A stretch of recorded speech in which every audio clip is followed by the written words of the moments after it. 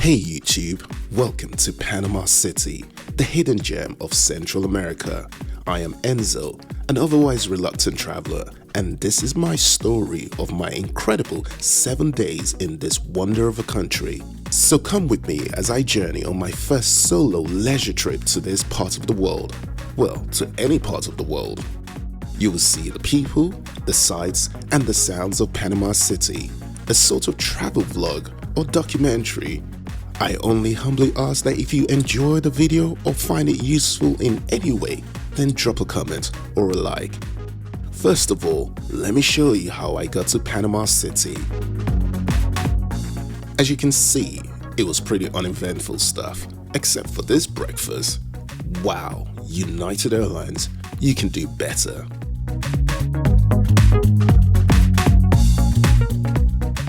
Hey, where am I? This isn't Panama City. Oh, this is my stopover in New Jersey. I should have known.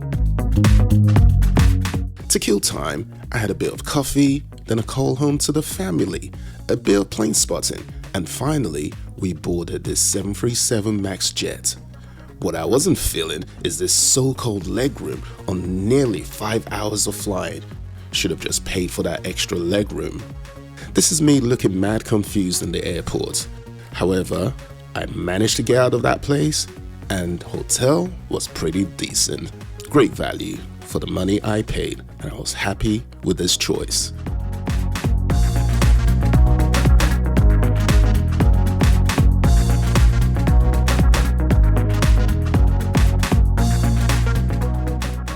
So I'm right here at the Cinta Costera. I believe that's how you say it, Cinta Costera. It's right on your way towards the old city, which is that way. And behind me is I think it's the Avenue Balboa or Balboa Avenue, which is kind of like a main road that kind of runs through the sort of central business district from that side. All the way through to the old town, which is on that side. So let me talk about the first thing that I actually learned about coming to Panama, and the first thing I'm going to talk about is transportation, moving around. Geographically speaking, Panama, I wouldn't say, or Panama City isn't like the largest city. And I guess that's relative depending on where you're coming from. I live in London, and London is a huge city. Despite what people say, it's actually quite big geographically. I don't think Panama is anywhere close to the size of London. So the good thing about it is that you can pretty much go from one end of the city to the other end for a relatively cheap transport fare. So for me, I've been moving around really with Uber throughout the whole time I've been here, right from the airport. So when you get to the airport, I would just say, don't go for the yellow taxis. Apparently, they're just going to rip you off. I didn't really want to test it and find out, so I just went straight for the Uber, and yes, it made a lot of sense. It cost about $10 to get from the airport to my hotel, which is right in the central. Okay, so it wasn't too bad. And since then, pretty much everywhere I go to, I just take an Uber, and the fares range from $3, $4, $6, $7. I mean, that's pretty much it basically. So that's really good. So it's cheap and cheerful, essentially. The only thing I would say though is it does add up. And I have been looking at my Uber kind of like itemized bill of all my trips. And yeah, when you add it all up over 7 days, it can rack up. So just have that in mind. And I would say if you're coming out here, definitely have some kind of transportation budget for the whole trip, and plan for that, because it can kind of just catch you by surprise when you go to the end of your trip and you realize you spent several $100 or so on your movement. If you are staying in the old town called Casca Viejo, you can pretty much walk everywhere within the vicinity of the old town, probably as far as this point, at which case you probably have to get a bike or a car or so, because it's just highways basically everywhere. Hotels, I'm going to talk quickly about hotels. In terms of choice, you are spoilt for choice in Panama. They've got everything. You want a backpacker hotel? Check.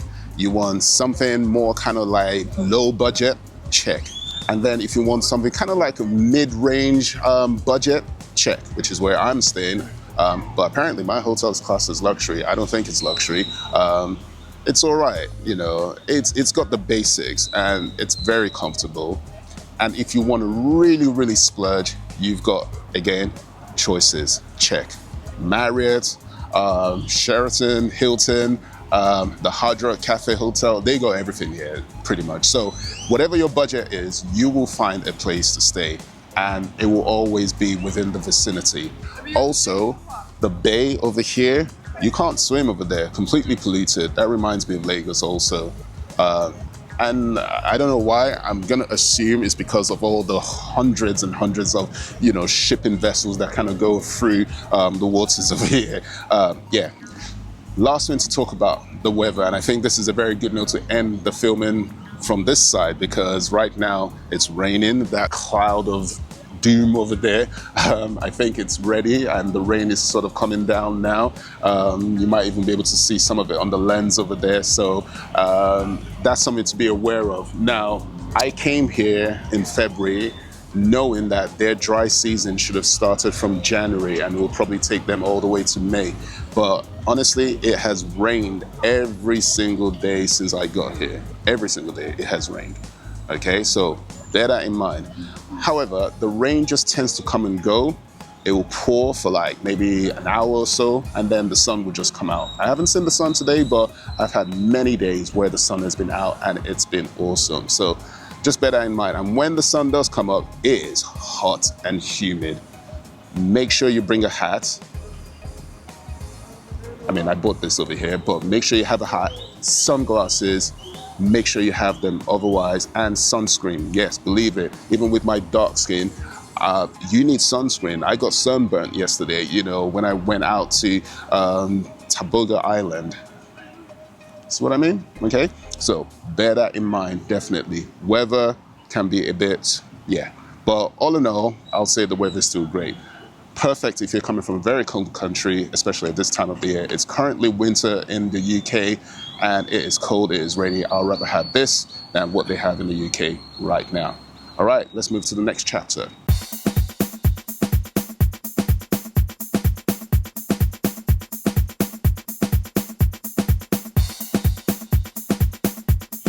The old city. So this is probably the first place that most people tend to visit. A lot of people stay there, and I can see the reason why.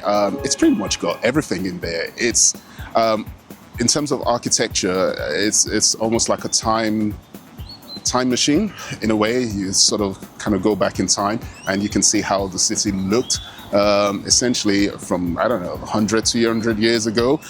That's what it is basically. Now, a lot of it has been restored, and a lot of developers have bought the old buildings and they've turned it into restaurants, nightclubs, hotels, Airbnbs, which is fantastic, and it brings in a lot of business. But yeah, it's got everything. That's where I went to the cafe Coca Cola, which you can see some clips on that.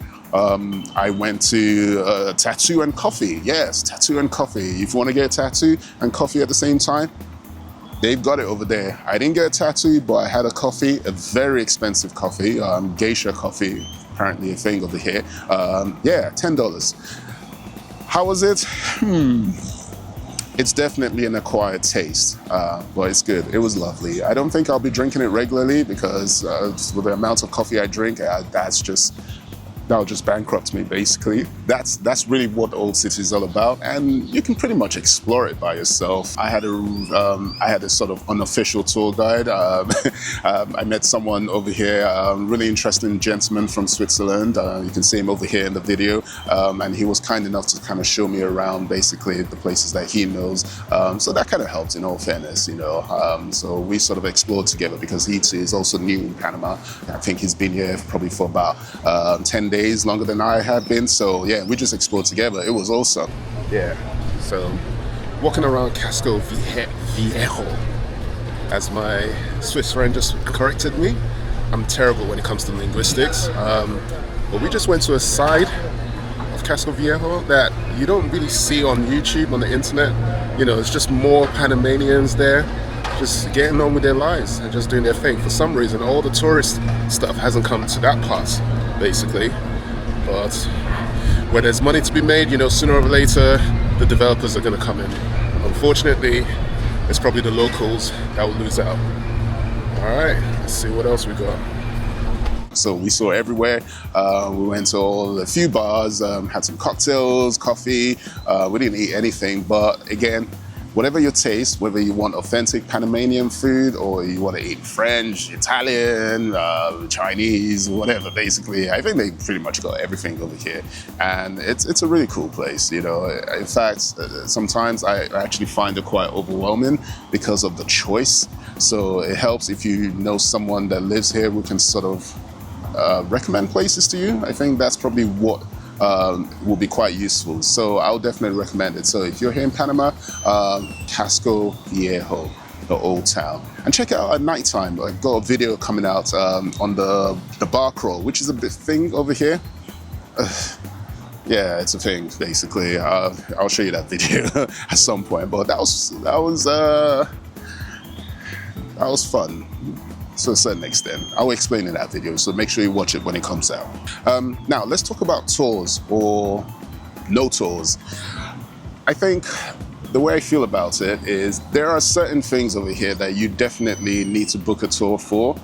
It's just not practical to do it by yourself unless you know somebody here in Panama. And why would you know somebody if you're maybe visiting for the first time? Unless you live out here, then yes, you could probably get away with it.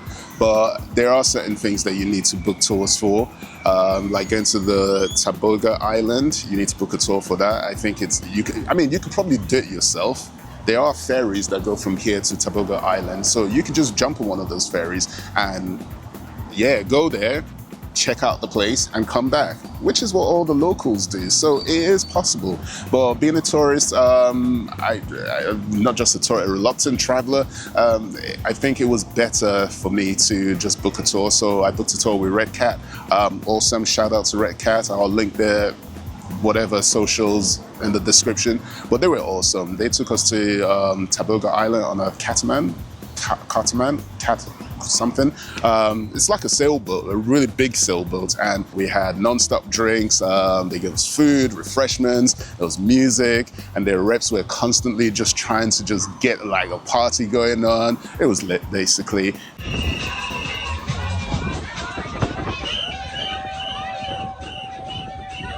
And before we went to Taboga Island, the boat went round behind the island to this sort of, I don't know what you call it geographically speaking, but it was just like a shoreline, and it anchored over there, and everybody was just like jumping into the water, and the water looked so clean, clear. I didn't, because I sort of have a phobia against water.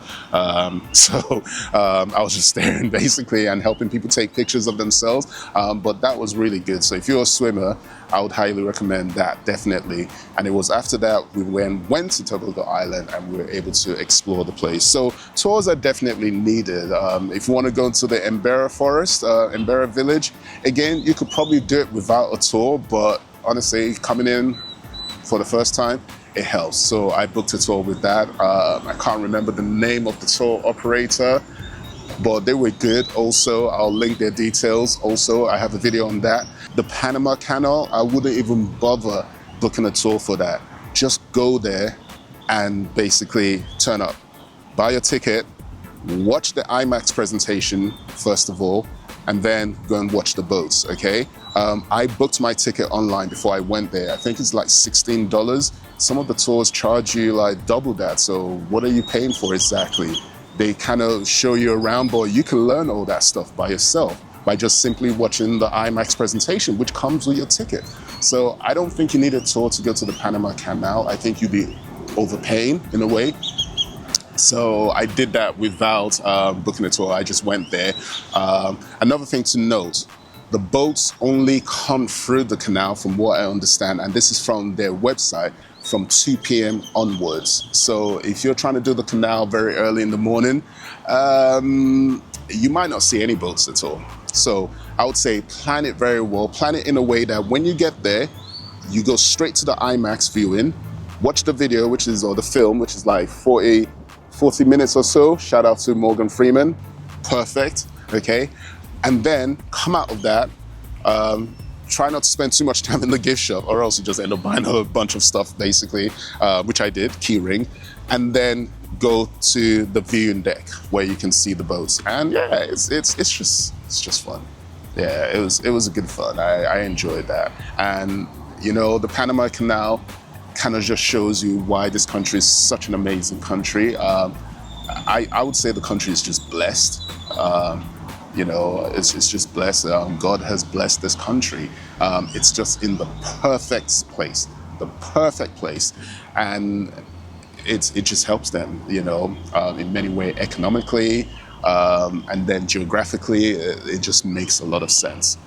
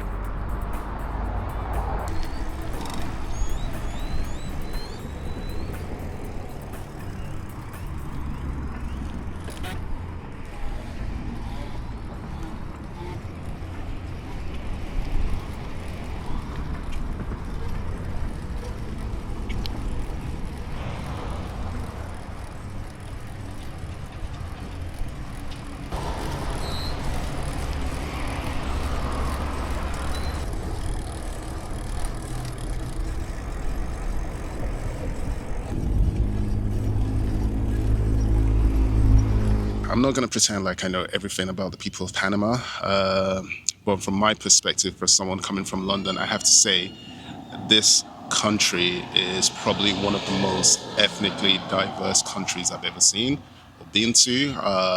One thing that is obvious is that you can tell that this country is a country of mixed heritage, and a country where obviously previous generations before this, there's obviously been a lot of intermixing between different races. But one thing that is definitely common is that most Panamanians I've met, they've just been very welcoming, lovely people, very willing to help you, talk to you, and just kind of just tell you about their country. They love their country and they like talking about it, and they're very proud of their country. And you know what? They have every right to be proud. The country isn't perfect. I'm not saying that it's not a utopia of, you know, like blessedness and stuff like that. There's definitely inequality here, without a doubt, between obviously the expatriates that are here, the Americans, the Chinese, Lebanese, all the foreigners, the Panamanian elite, and then the regular working class people. You see them everywhere just trying to make a living, and they work hard, you know, and they're here. And a lot of the skyscrapers that you see, the fancy restaurants that we talk about, most average Panamanians, I suspect, might not be able to afford to go to most of those places. Maybe the middle class can, but I'm sure the working class probably can't. So it's not a perfect country, but it seems like it's a country that has its head screwed on. They know what they're good at, and honestly, they are blessed. They are blessed, okay? Geographically, climatically, ethnically, everything. It's a blessed country. I give you much respect, Panama, all the way from myself. Much love, much respect, and I hope your country continues to just prosper and grow, basically. All right, so this is the end of my video, okay? And please make sure you subscribe, or, you know, whatever, you know, just keep tabs on my channel. I'm gonna post a lot of other content about some of my separate trips in Panama. So the Embera Village visit, the trip to Taboga Island, and then I'll just post some randoms. Oh, the bar crawl, yeah, check that out also. You want to see that one.